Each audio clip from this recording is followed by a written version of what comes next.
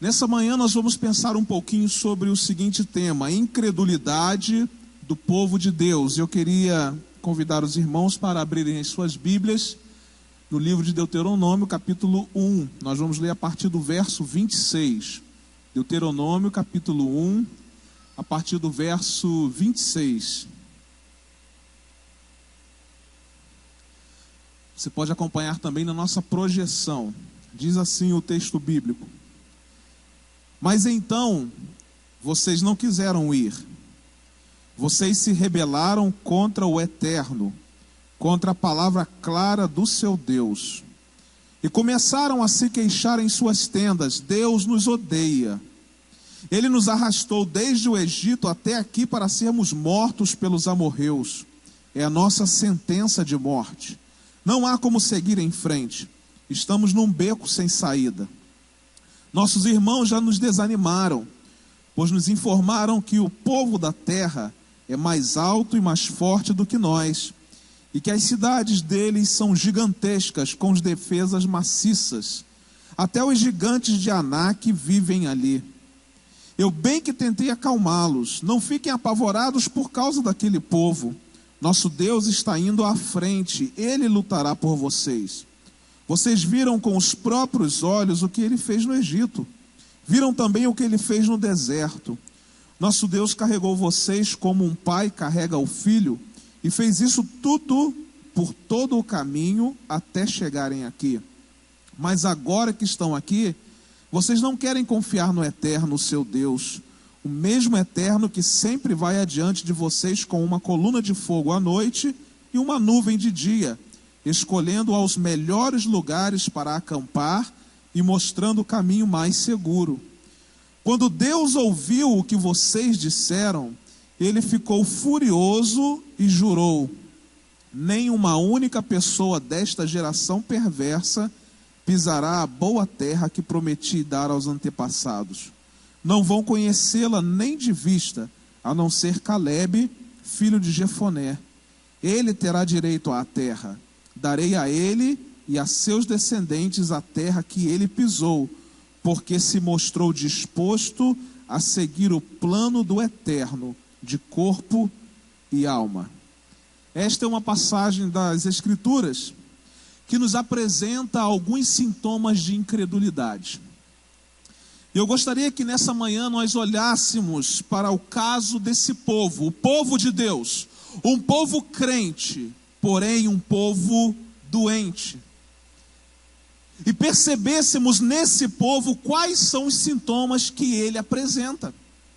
A verdade é que quando nos depararmos com esses sintomas, nós vamos perceber que a incredulidade do povo de Deus está mais perto de nós do que nós pensamos ou do que nós imaginamos. E muitas dessas atitudes que nutrimos não são atitudes nem ingênuas e nem bobas, mas sim são sintomas de pura incredulidade. Infelizmente, há incredulidade no meio do povo de Deus. O nosso povo ainda é um povo incrédulo. No primeiro capítulo do livro de Deuteronômio, Deus ordena que o seu povo se levante e tome posse da terra que ele prometeu sob juramento dar aos seus antepassados. Por orientação do Senhor, inicialmente foram enviados espias, um de cada tribo de Israel, para espionarem a terra prometida e observarem o que iriam encontrar e ganhar. O contexto descrito nessa passagem é esse, de quando eles retornam e a reação que o povo tem. Na altura do verso 26, que é quando nós começamos a nossa leitura nessa manhã, o momento é outro. Porém, Moisés aqui nesse contexto está relembrando o que aconteceu ali. E ele começa então a nos apresentar os sintomas de incredulidade que aquele povo havia demonstrado. O mais interessante é que o povo tinha a bênção de Deus, o povo tinha uma história com Deus, o povo tinha tudo para crer, para avançar e para conquistar aquela terra maravilhosa, porém o povo se negou a seguir adiante. Não parece que essa história tem a ver conosco também? Quantas vezes nós temos a bênção de Deus, Quantas vezes nós temos a história de Deus cravada na nossa vida? Quantas vezes Deus nos promete e nós temos tudo para crer, para avançar e para conquistar, mas simplesmente nós decidimos não seguir adiante. Simplesmente nós dizemos assim: nós não vamos fazer aquilo que o Senhor nos mandou fazer. E eu tenho certeza que Deus já tem nos pedido para fazer coisas que nós ainda não fizemos, por causa da nossa incredulidade. Não é por causa de Deus, porque Deus já havia prometido dar a terra aos antepassados das pessoas desse povo. Mas eles não creram que Deus era capaz de fazer isso. O problema, irmãos, é que muitas vezes nós não cremos que Deus é capaz de fazer aquilo que Ele nos prometeu. E aí nós ficamos pelo caminho. O povo tinha tudo para dar certo, mas não deu, porque não creu. Quais são então os sintomas que fizeram com que o povo ficasse incrédulo diante da ordem de Deus de seguirem adiante para a terra prometida? O primeiro sintoma que nós podemos observar de acordo com esse texto é a rebeldia. Povo rebelde. Rebeldia nesse contexto é a atitude de dar mais valor à própria percepção do que a percepção de Deus. É quando aquilo que eu acho é mais importante e confiável do que aquilo que Deus diz. Isso é rebeldia. É quando eu acho que a minha opinião é melhor do que a opinião de Deus. É quando eu acho que o meu conselho é melhor do que o conselho de Deus. É quando eu acho que aquilo que eu faço é melhor do que aquilo que Deus quer que eu faça. É quando você olha uma ordem de Deus e diz assim: não, isso é apenas uma sugestão. É quando a gente olha aquilo que Deus manda a gente fazer e a gente diz assim: olha, eu tenho liberdade para fazer de outra maneira, eu vou fazer de outra maneira. Isso é rebeldia. E nós somos rebeldes porque Deus nos manda fazer de uma maneira e nós fazemos de outra maneira. O povo havia saído do Egito e depois de tantos milagres, após 2 anos, chegou a hora de olhar para a terra e ficar maravilhado com ela. O povo então passou pelo vale de Escol, onde escolheram ali cachos de uva enormes. No entanto, prestem atenção no que o povo fez. Mas então, vocês não quiseram ir. Vocês se rebelaram contra o Eterno, contra a palavra clara do seu Deus. Não era uma palavra difícil de entender, porque o texto diz que era uma palavra o quê? Clara. Deus sempre é muito claro. Deus nunca vai confundir a nossa vida. Se você está confundido e acha que isso é coisa de Deus, é porque você não conhece a palavra de Deus. Porque Deus não nos confunde. Deus não nos deixa confundidos. A palavra dele é sempre uma palavra muito clara. E eu fico pensando que aquele povo tinha motivos para não cumprir com aquilo que Deus mandava. Do mesmo modo como eu e você também podemos apresentar no nosso dia a dia razões para desobedecer a Deus. Chame a atenção do seu filho. Ele vai te dar 1000 motivos da desobediência que ele cometeu. Ele pode estar errado, mas mesmo assim ele vai dar os seus motivos. Nós somos assim com Deus. Nós desobedecemos ao Senhor e ficamos dando motivos ao Senhor. Senhor, ficamos dando desculpas ao Senhor. Ficamos dizendo: não, Senhor, nós somos bons demais. Você pode achar meio arriscado. E esse era o caso do povo. Porque o povo descobriu que as cidades eram fortificadas e percebeu que havia um povo avantajado, homens fortes naquele lugar. Porém, queridos, qualquer que seja o motivo pelo qual você descumpre as ordens de Deus, isso se chama rebeldia. Descumprir uma ordem de Deus, isso é rebeldia. O povo considerou que a sua possibilidade era maior do que a possibilidade do seu Deus. Impressionante isso. A nossa possibilidade é maior e é melhor, Senhor. Nós não precisamos confiar em Ti. Entretanto, a Bíblia diz o seguinte: confie no Senhor de todo o seu coração e não se apoie em seu próprio entendimento. Que é isso? O que é essa coisa de confiar no Senhor e não se apoiar em seu entendimento? É confiar e fazer o que Deus mandou fazer, ao invés de fazer aquilo que você acha que deve ser feito. No contexto de igreja, então, isso é bom demais, não é verdade? Porque a gente acha que deve fazer alguma coisa sem perguntar a Deus se é aquilo de fato que Ele quer que a gente faça. E às vezes a coisa dá errado, e a gente coloca a culpa nas pessoas, coloca a culpa em Deus, só que nós nos tornamos surdos àquilo que Deus tem para nos dizer e não obedecemos a sua ordem. Aquele povo estava ouvindo o que Deus estava falando, só que o povo tinha as suas razões. E não é assim também que acontece conosco. Nós temos as nossas razões para não obedecer ao Senhor, nós temos as nossas razões para continuarmos no estado de rebeldia. E quando você olha para as Escrituras, a maneira como Deus estabelece padrões que devem ser parte de como estabelecemos nossos relacionamentos, o que é que você faz? Se você faz do seu jeito, isso se chama rebeldia. Interessante, porque Deus nos ensina a nos relacionarmos com as pessoas, só que nós temos as nossas razões. Fazemos diferente daquilo que Deus nos ensina. Isso é rebeldia. Quando você olha o dinheiro que você tem, os recursos que você tem obtido pela graça e misericórdia de Deus, e decide fazer com o seu dinheiro o que você sabe que Deus gostaria que você não fizesse, isso se chama rebeldia. Eu gosto do exemplo de Jesus.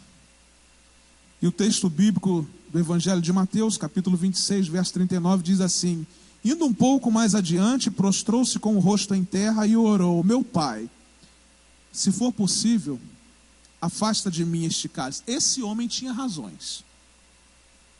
Esse homem tinha os seus motivos.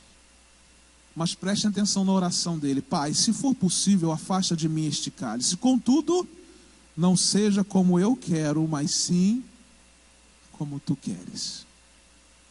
E aí você pode me dizer: poxa, mas esse aí era Jesus, o Filho de Deus. Mas a visão de Jesus é interessante. A visão de Jesus é a seguinte: Deus mandou, é isso que o Senhor quer mesmo, então eu vou fazer, e ponto final. Ah, ele era Jesus, pastor, Filho de Deus.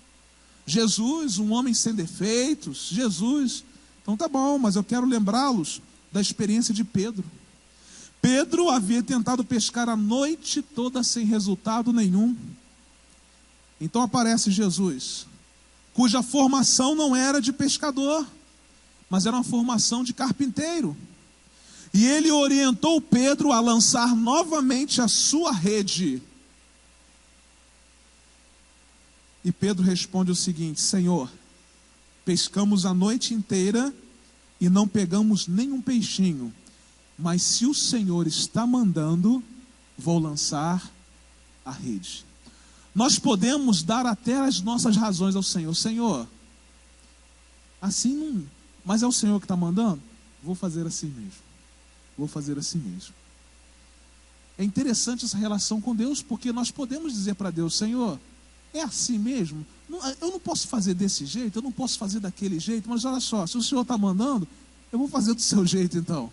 Vou fazer do seu jeito. Irmãos, nós somos muito rebeldes. Muito rebeldes.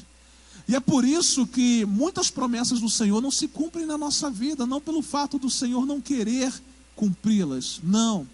Os céus já estão abertos e as promessas já estão aí.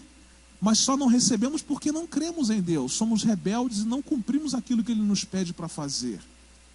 Pedro era o pescador. Jesus um carpinteiro. Pedro conhecia de pescaria, mas como era o Senhor quem dizia, Pedro obedeceu.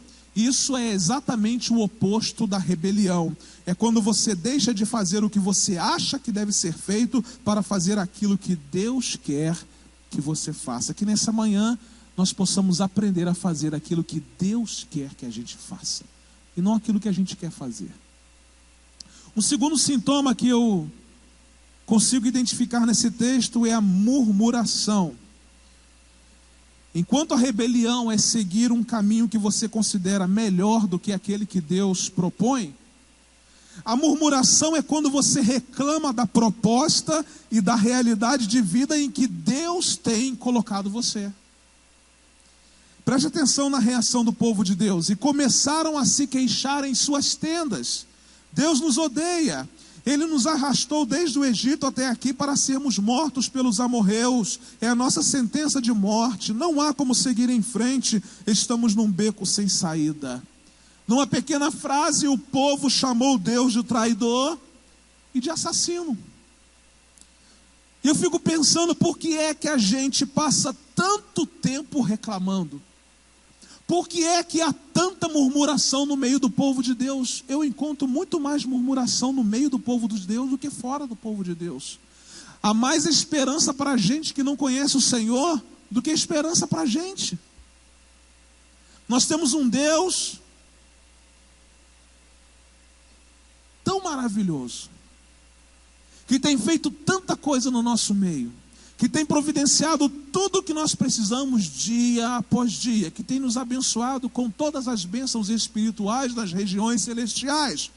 Um Deus fantástico, extraordinário. Mesmo assim, todo dia nós temos motivos para murmurar. Todo dia nós reclamamos. Todo dia nós murmuramos. Era a realidade do povo. Nós conseguimos enumerar uma porção de motivos que fazem sentido, que justificam a nossa reclamação, sem perceber que existe a mão de um Deus bondoso e soberano sobre as nossas vidas. Quando nós reclamamos, nós desconsideramos a soberania de Deus sobre nós. Na verdade, essa simples reclamação é um sintoma de quem não percebe e nem reconhece a mão de Deus cuidando de todos os detalhes da sua vida. O apóstolo Paulo disse o seguinte: sabemos que Deus age em todas as coisas para o bem daqueles que o amam, dos que foram chamados de acordo com o seu propósito. Se levamos uma vida de seriedade, obediência e devoção a Deus, entendemos que não existe fato que fuja de sua mão soberana. Quando você pensar em reclamar, quando você pensar em murmurar, lembre-se de que há um Deus soberano e nada passa despercebido dos seus olhos. Não existe nenhum acontecimento que seja capaz, como diz Paulo, de nos separar do amor de Deus em Cristo Jesus, o nosso Senhor. Nada vai nos impossibilitar de desfrutar da vida abundante que Ele oferece. Portanto, na verdade, eu não tenho motivos para murmurar. Eu não tenho motivos para reclamar. Senhor, eu estou enfermo, mas eu não tenho motivos para reclamar.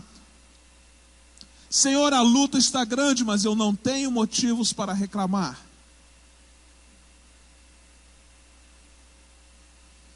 Tiago diz que, mesmo no meio das grandes provações, não cabe a murmuração, cabe a alegria. Tende por motivos de grande alegria o fato de passarem por diversas provações. Então, no meio da provação, não cabe a murmuração, cabe a alegria. A alegria. Não é uma alegria por causa da provação, mas é uma alegria por saber que há um Deus que está com você na hora da provação. Eu não me alegro de ter uma enfermidade, mas eu me alegro de saber que Deus está acima da minha enfermidade e que Ele está cuidando de mim. Eu não me alegro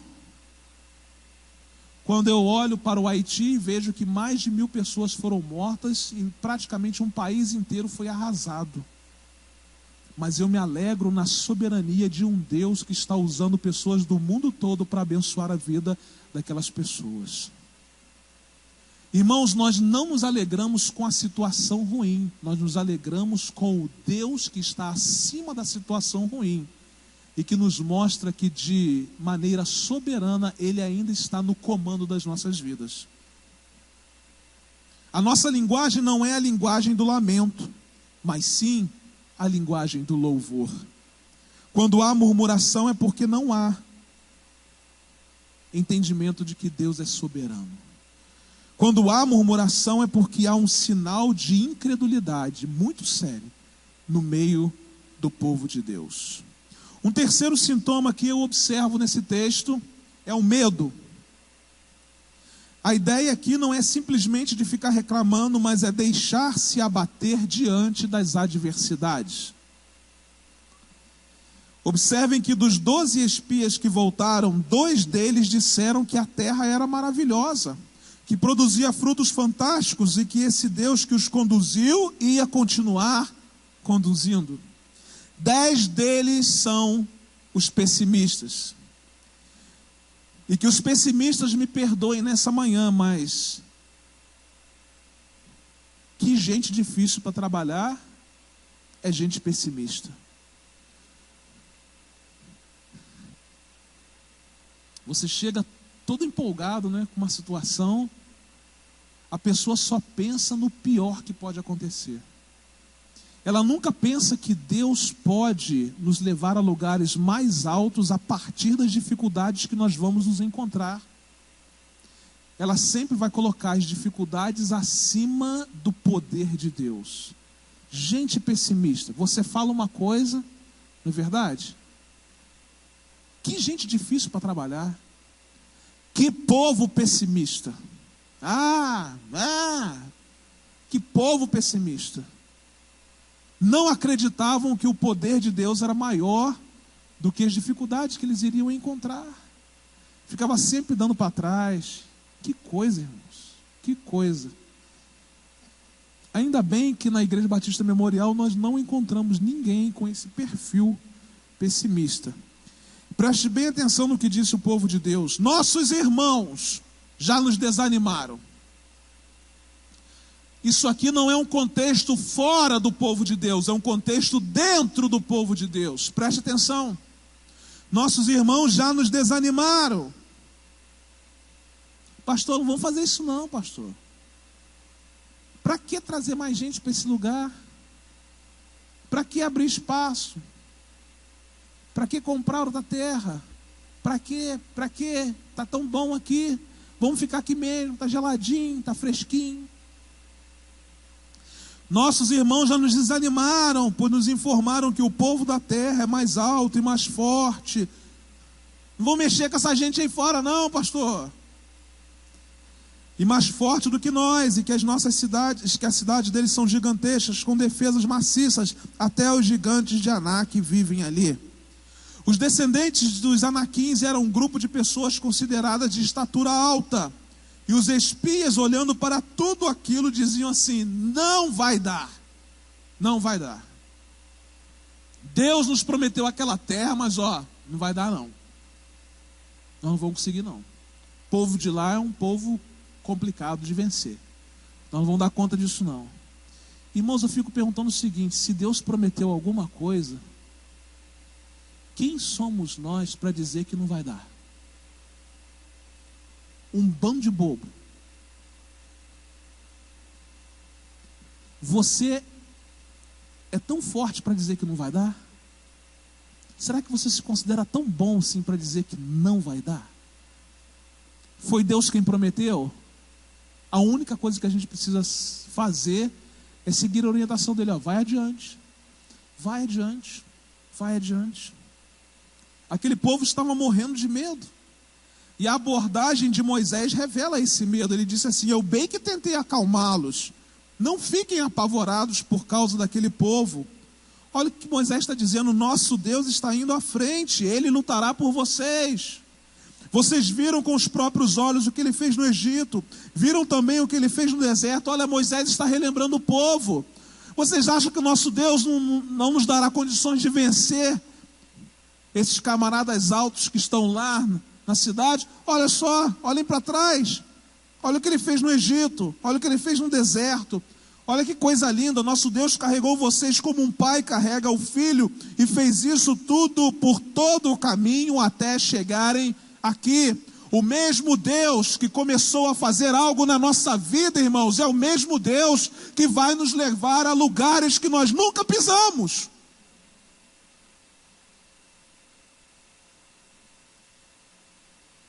Nunca pisamos. Agora tem gente que nunca vai pisar mesmo. São os medrosos, os pessimistas, que vão ficar na varanda observando a vitória do povo de Deus. E vai continuar reclamando. Por que Deus não faz isso comigo? Por que Deus não faz isso comigo?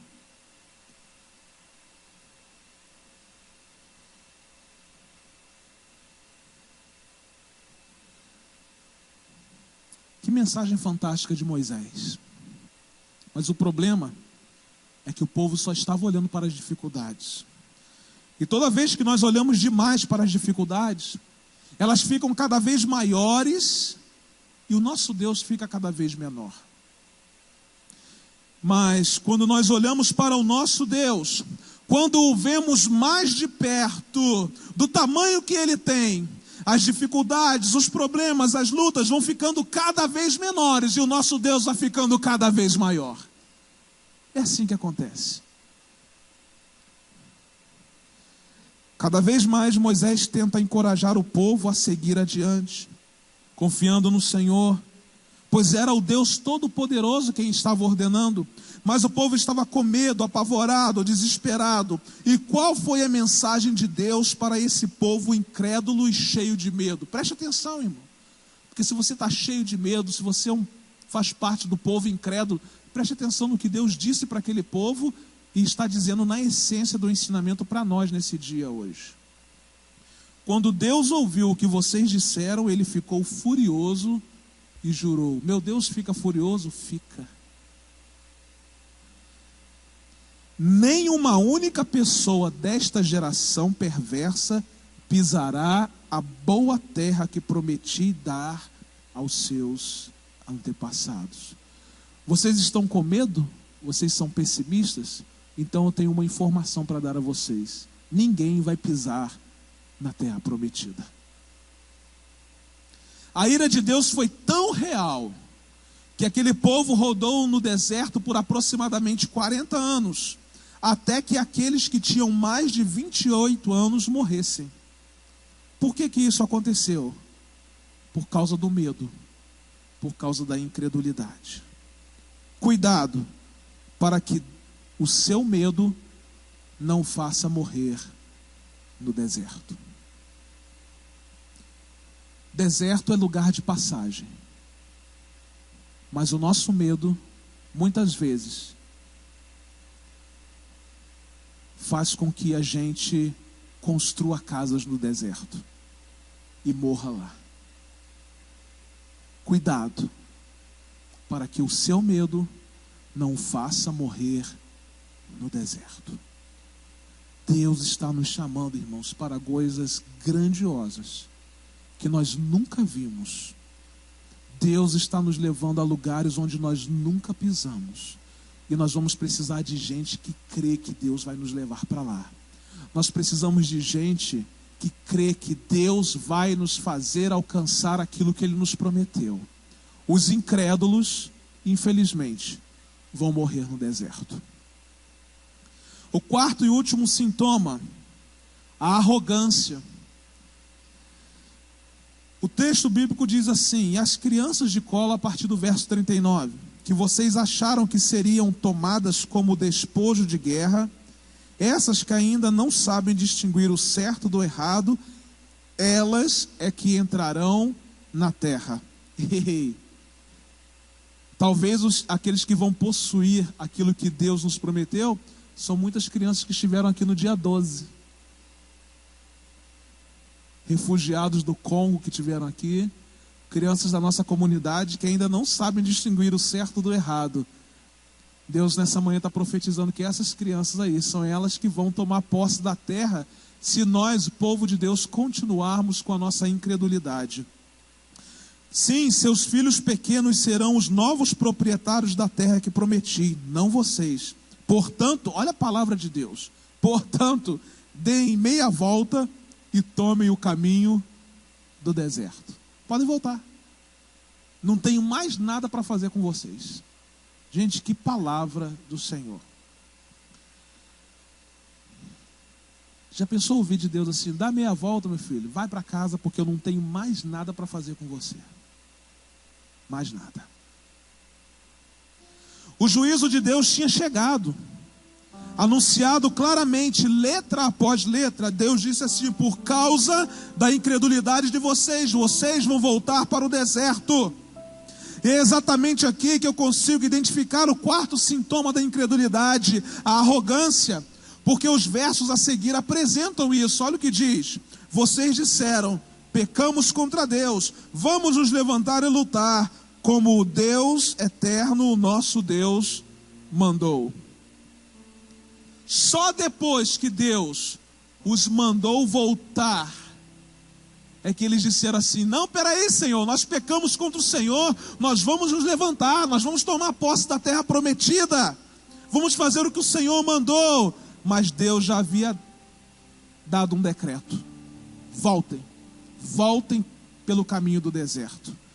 Deus chamou Moisés e disse: Moisés, eu já falei a eles que eles não vão entrar na terra, eu já falei que eles vão morrer no deserto. Moisés, fala com eles para não irem para a batalha. Irmão, será triste ouvir do Senhor: volte pelo caminho do deserto.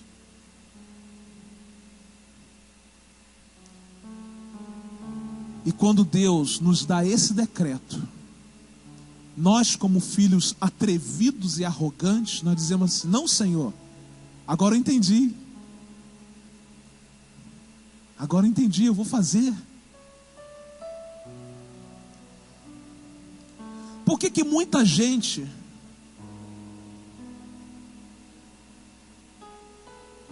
só volta quando o negócio aperta?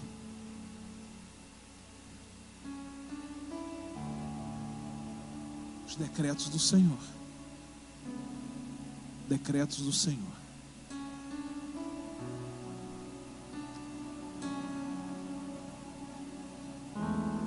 Senhor, agora nós vamos nos levantar, vamos lutar e vamos tomar posse da terra. Deus disse assim: ó, vocês voltem pelo caminho do deserto, é lá o lugar de vocês.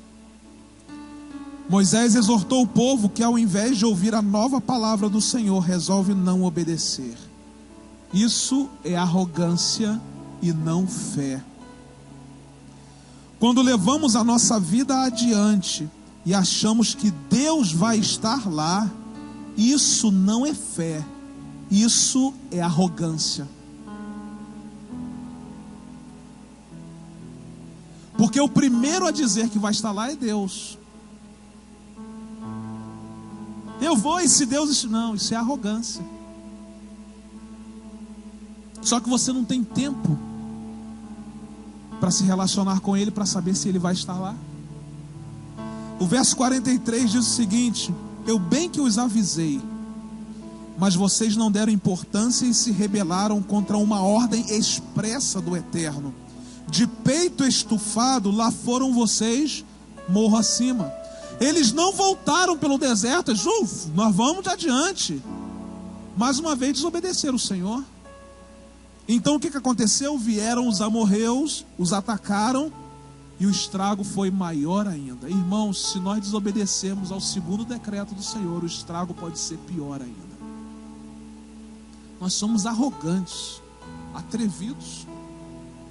E alguém disse o seguinte: expressão de fé naquilo que Deus não falou, ou expressão de fé contra a orientação de Deus, isso não é fé, é arrogância. Tem muita gente falando em nome de Deus e que não tem nada de Deus.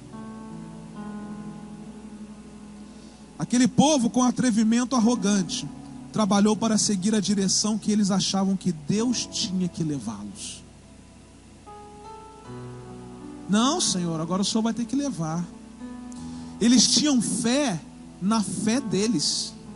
É uma incredulidade disfarçada de fé que não glorifica a Deus. Quantas vezes nós temos fé na nossa fé e não fé em Deus?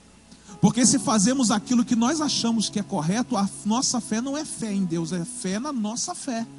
É fé na gente, no nosso poder, se é que temos alguma coisa, no nosso braço. O próprio Moisés não entrou na terra prometida por conta da sua arrogância. Ele colocou a culpa no povo, porque ele disse assim, ó, por causa de vocês eu não vou entrar na terra prometida. Nada disso. Ele não entrou por causa da arrogância dele. Por quê? Porque Deus não mandou ele bater e nem falar que ia tirar a água da rocha. Deus somente falou para ele falar com a rocha. Por quê? Porque dessa maneira ia ficar evidente que a ação era de Deus e não dele. Mas Moisés não seguiu a recomendação de Deus. O texto diz assim: depois de fazer isso, Moisés ergueu o braço e bateu com a vara na rocha, uma vez, 2 vezes. Jorrou água. A comunidade e os rebanhos beberam.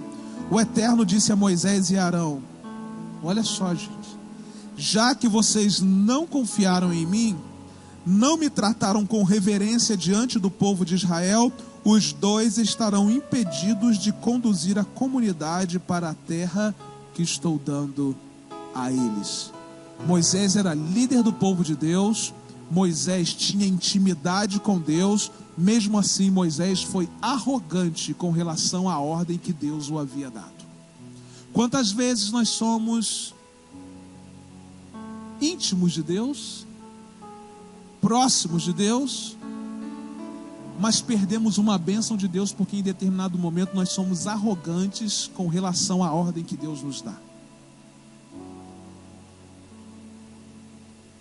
Quanta arrogância de Moisés e de Arão.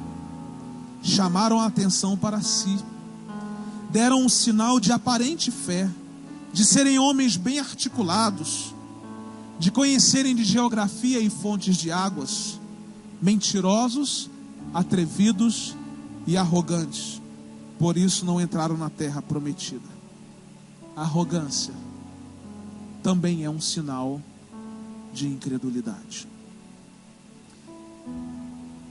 Será que todos nós, de alguma forma, também não nos identificamos com alguns sintomas que foram apresentados aqui nessa manhã? Será que por vezes nós não somos filhos rebeldes, murmuradores, medrosos e arrogantes, e perdemos o melhor de Deus para a nossa vida? Será que nós também nos portamos, e muitas vezes, como aquele povo se portou, e perdemos a bênção de Deus sobre nós?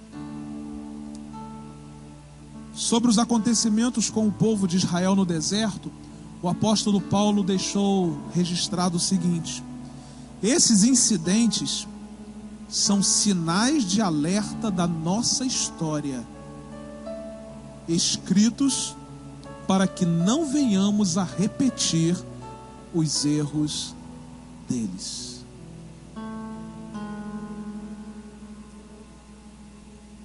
São sinais que nos ensinam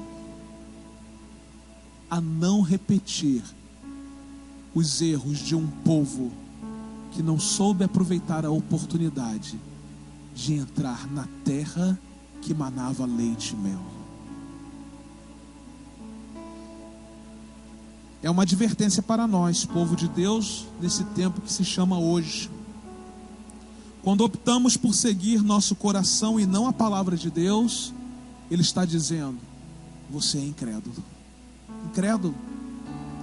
Quando estamos movidos pelo medo diante das circunstâncias que nos cercam, ao invés de descansar na mão de Deus, Deus está nos dizendo: você é incrédulo. Quando fazemos da vida um motivo de murmuração e reclamação porque Deus nos abandonou, porque Deus nos deixou sozinhos, porque Deus não fez aquilo que a gente gostaria que Ele fizesse, Deus está nos dizendo nessa manhã: incrédulos. Incrédulos.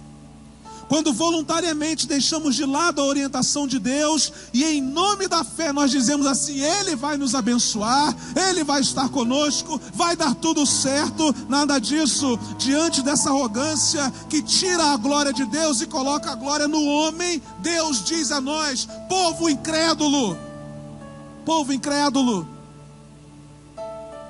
Fé é confiar no que Deus fala e ponto final.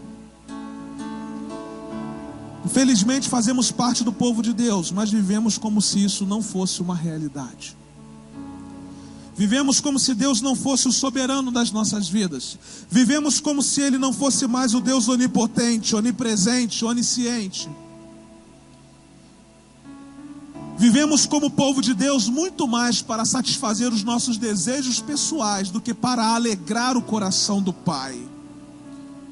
Vivemos na rebeldia, murmurando, cheios de medo e com o coração tomado de arrogância. Isso é incredulidade. E às vezes alguns até perguntam: pastor, quando é que o meu deserto vai acabar? Talvez o deserto nunca acabe para você. Pastor, quando é que o meu deserto vai acabar? Eu não sei, porque não depende de mim e nem depende de Deus, porque o que Ele prometeu é levar você para a terra prometida.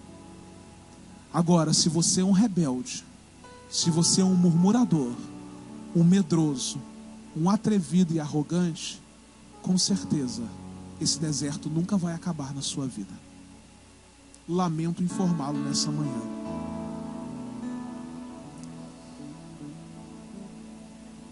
Vamos nos render ao Senhor nessa manhã, um coração sincero, e pedir perdão a Ele. Senhor, desculpe, perdoa a minha incredulidade, perdoa-me, ó Deus, porque tantas vezes eu tenho sido um filho rebelde, tantas vezes eu tenho sido um filho medroso, tantas vezes, Senhor, eu tenho sido um filho que só sabe reclamar, tantas vezes eu tenho sido um filho atrevido, arrogante. Hoje é o dia em que o Pai deseja escrever uma nova história cheia de esperança na vida dos seus filhos. Essa é a manhã, não de você pedir perdão ao seu irmão por aquilo que ele fez, mas de pedir perdão ao seu pai por você não ter condições de ser o filho que ele gostaria que você fosse. Um filho incrédulo, mas que nessa manhã está reconhecendo o seu estado de pecaminosidade diante de Deus, dizendo assim: Senhor, eu não quero ser mais esse filho rebelde. Senhor, eu não quero ser mais esse filho murmurador. Eu não quero ser mais esse filho medroso, esse filho atrevido, esse filho arrogante. Eu quero tomar posse de tudo aquilo que o Senhor tem prometido para mim. Aleluias. E se o Senhor mandar, eu vou fazer. A única voz que eu quero atender é a voz do Senhor, é a voz do Teu Espírito Santo falando ao meu coração. Essa é a manhã da gente reconhecer isso e pedir perdão ao Senhor. Vamos nos colocar em pé e vamos cantar essa canção. Essa canção é uma canção de rendição. E se você quer se render ao Senhor nessa manhã e pedir perdão a Ele por causa da sua incredulidade, enquanto cantamos essa canção, você pode deixar o seu lugar, pode vir aqui à frente, eu quero orar por você.